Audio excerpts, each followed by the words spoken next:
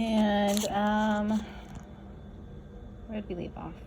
Okay, so the bronchioles they contain smooth muscle and no cartilage. They regulate the flow of air to the alveoli. During asthma attacks, that's when the bronchioles overconstrict, and that decreases flow of air into the lungs. It says, let's translate this into autonomic pharmacology. The bronchioles contain beta-2 adrenergic receptors. Stimulation of these receptors causes relaxation of the bronchiolar smooth muscle, thus inducing bronchodilation and improved airflow. Albuterol is a beta-2 adrenergic agonist, a drug. And then there's another drug they talk about, which is called propranolol, and that causes bronchoconstriction. So that wouldn't be used for asthmatic patients because that's the opposite of what we want. Alveoli are the little like grape-like structures, and they're at the distal ends of the respiratory passages. A pulmonary capillary surrounds each alveolus, and they function to exchange oxygen and carbon dioxide across the alveolar pulmonary capillary membrane. Oxygen diffuses from the alveoli into the blood. Carbon dioxide diffuses from the blood into the alveoli. The term atelectasis refers to collapsed and airless alveoli. Atelectasis occurs commonly as a postoperative complication or as a result of pneumonia or cancer to the lung, and that causes a thickening of the alveolar wall, or it can destroy the alveoli completely, and that slows the exchange of gases, thus causing a lack of oxygen in the blood, which could cause hypoxemia and cyanosis. So the lungs, we have them located in the pleural cavities. There are two of them, soft cone-shaped organs. The right lung has 3 lobes because of the heart. The left side only has 2. The upper rounded part is called the apex. The lower part is called the base. The size and the amount of air that our lungs can hold varies person to person depending on their build, age, and physical conditioning. Athletes are going to have bigger lungs than couch potatoes.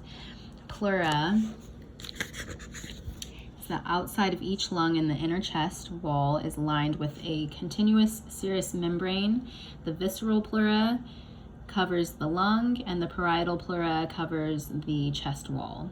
And they are able to slide past each other with that serous membrane, and it prevents like excess friction and allows it to be unpainful for us every time we breathe.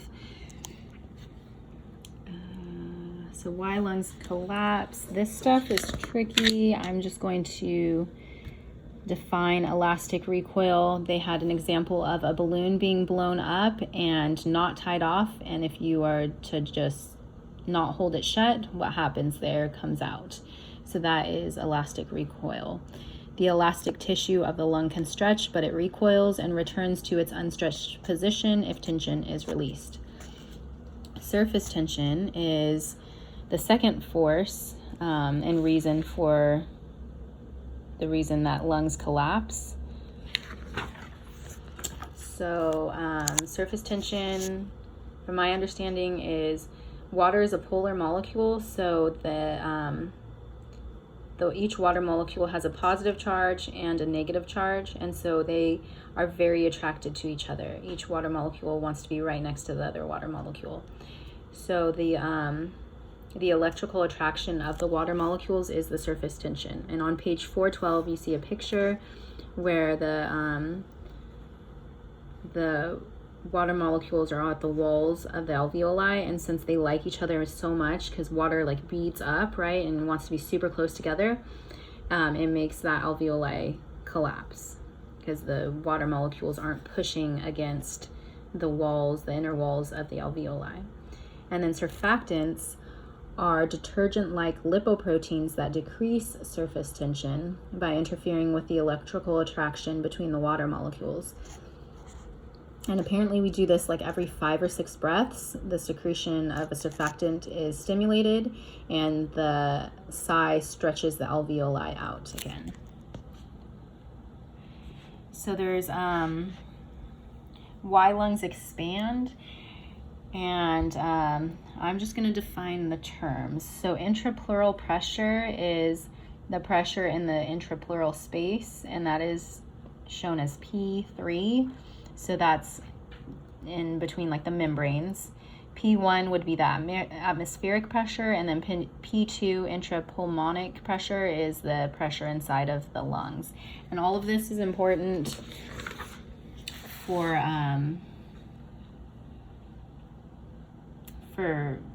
breathing, because it's like diffusion. So wherever there's higher pressure and then lower pressure, that's where movement occurs, or the flow of air. So we don't go from, unless we're using energy, we don't go from low pressure to high pressure, we go from high pressure to low pressure. So that is important in the whole breathing process. Compliance is the measure of elastic recoil, and can be illustrated by 2 balloons. So one balloon has never been inflated and is stiff, and that would be very hard to blow up, right? But the second balloon is very loose. It's been blown up a couple times, so it's like super easy, right? So the baggy, loose balloon is more compliant and stretchy. The new balloon is less compliant. So sometimes lung compliance is low. We have stiff lungs, and that's associated with conditions like pulmonary edema, respiratory distress syndrome, and pulmonary fibrosis. Now, if we have a lung that is too stretchy, that can also cause problems, because then the damaged lung structure has reduced elastic recoil, and this is seen in emphysema. And you would see this as a barrel chest, because they still have oxygen in their lungs that they can't fully expel out. So 3 steps in respiration. We have ventilation or breathing, exchange of oxygen and carbon dioxide, and transport of oxygen and carbon dioxide by the blood. Boyle's law, pressure and volume. So this is the relationship between pressure and volume.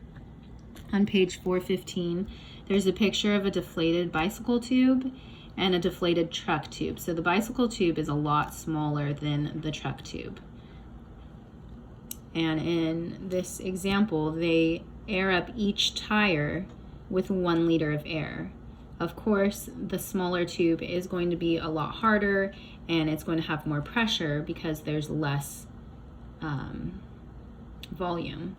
The truck tube has a greater volume, and with only 1 liter of air, it's still going to be very soft to the touch.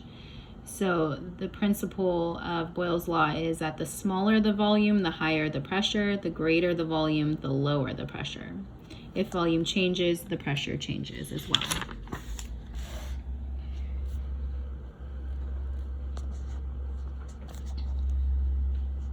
The diaphragm is a dome-shaped muscle that forms the floor of the thoracic cavity. The 2 intercostal muscles, the external and internal intercostals, are located between the ribs, and both of these, or all of these muscles, are important in the whole process of breathing.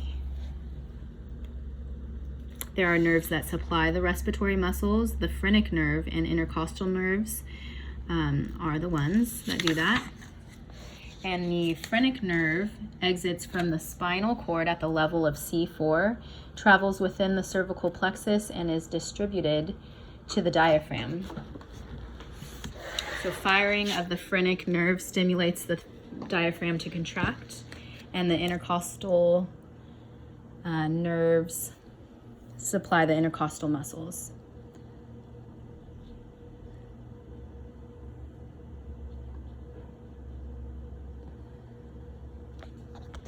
Okay, and then we have exchange of oxygen and carbon dioxide. Why the lungs are good gas exchangers? Well, they have a large surface area. So the alveoli, there's approximately 350 million per lung. And they create a total surface area about half the size of a tennis court, all up inside our lungs. And then they're also very thin, which is helpful with diffusion, and they also are very close to the pulmonary capillaries, which ensures a high rate of diffusion as well.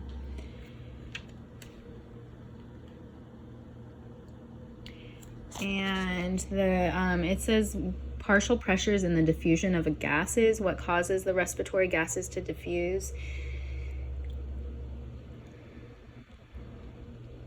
So chapter 3, when we learned about cells, describes how molecules diffuse from an area of higher concentration to an area of lower concentration. For gases such as oxygen and carbon dioxide, however, concentration is related to pressure. So replace concentration with pressure, and now we have diffusion from areas of higher pressure to areas of lower pressure is what's happening here. So partial pressure is the amount of pressure each gas contributes. And in ordinary room air, gas is composed of 78% nitrogen, 21% oxygen, and 0.04% carbon dioxide.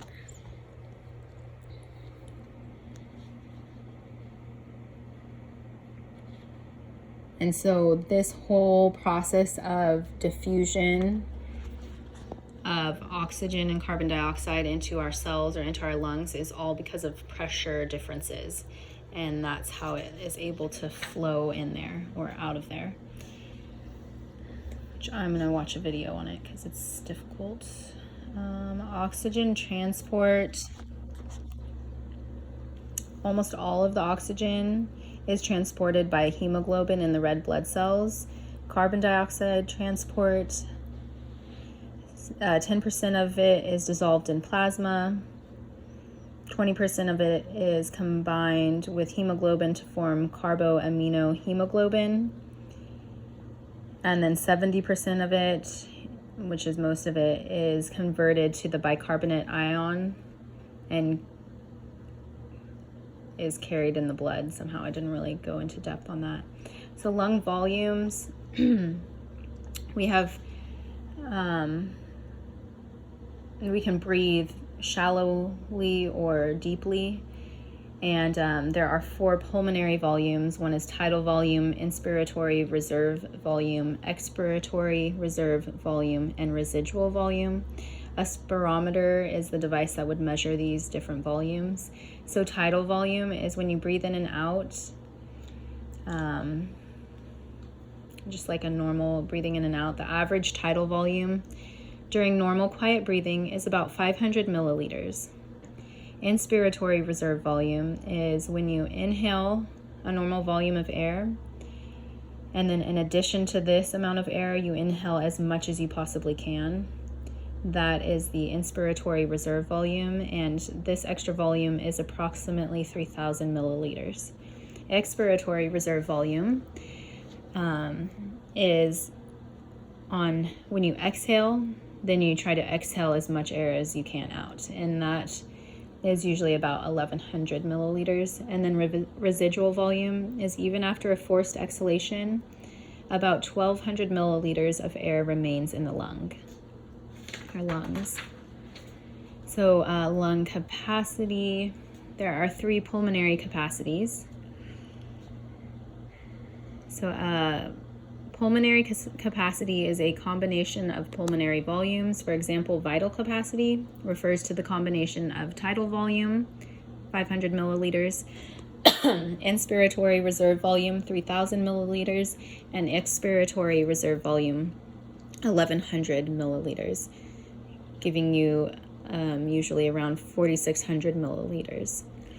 And this measurement of vital capacity is a commonly used pulmonary function test.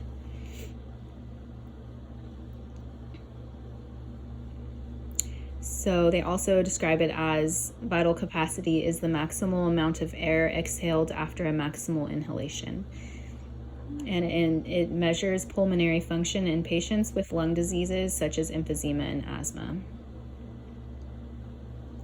There's also two others, the forced expiratory volume, and this is the fraction of the forced vital capacity exhaled in a specific number of seconds.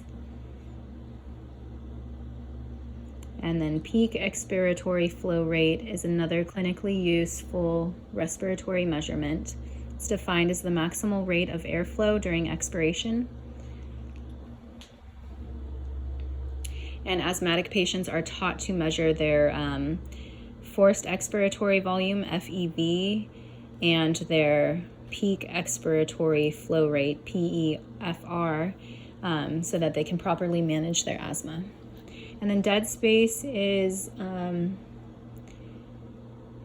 the term used to describe that some air is never fully exhaled. Some of the air you inhale never reaches the alveoli. It stays in the conducting passageways of the trachea, bronchi, and bronchioles. So it never reaches the alveoli, and therefore it never undergoes gas exchange. And the dead space holds about 150 milliliters of air. So control of breathing, it's mostly involuntary, but you can voluntarily hold your breath or deeply inhale, things like that. The main control center of breathing is the medulla oblongata. It is called the medullary respiratory control center. So the nerve impulses travel from the medulla oblongata along the phrenic and intercostal nerves to the muscles of respiration. So this medullary respiratory center is very sensitive to the effects of opioids like narcotics or like morphine. So if you were to overdose on something like morphine, it wouldn't just affect your skeletal muscles, it would affect your muscles that are in charge of respiration, and you could potentially die because of respiratory arrest.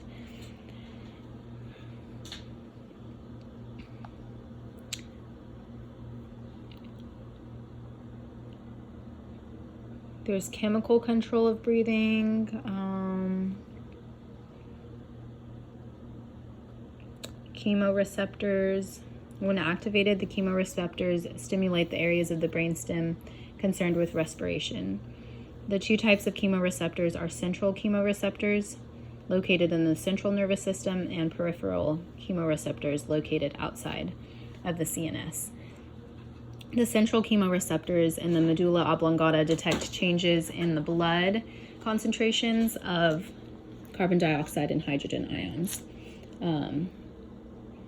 They signal the respiratory center to increase its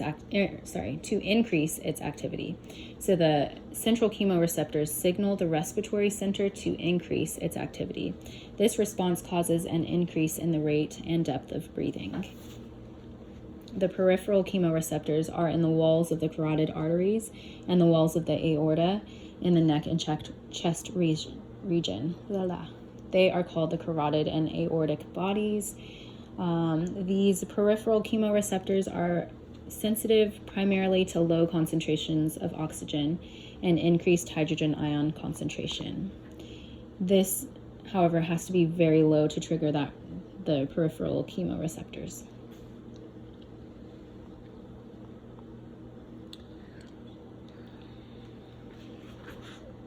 And that's about it. Let's read the little sum it up. Normal breathing is rhythmic and voluntary. Nervous and chemical mechanisms control breathing. The nervous mechanism involves several areas of the brain, the most important of which is the brainstem. The inspiratory and expiratory neurons in the medulla oblongata determine the basic breathing pattern, which can be modified by the apneustic center and pneumotaxic centers in the pons. Chemicals in the blood help control respirations. The central chemoreceptors in the brain are sensitive to carbon dioxide and hydrogen ions, and the peripheral chemoreceptors are sensitive to low blood levels of oxygen and an increase in the hydrogen ion concentration. PCO2 is the major regulator of respirations. The patient with obstructive lung disease has a chronically elevated PCO2 and may shift his respiratory drive from PCO2 to PO2. Whatever the heck that means. All right, that's it.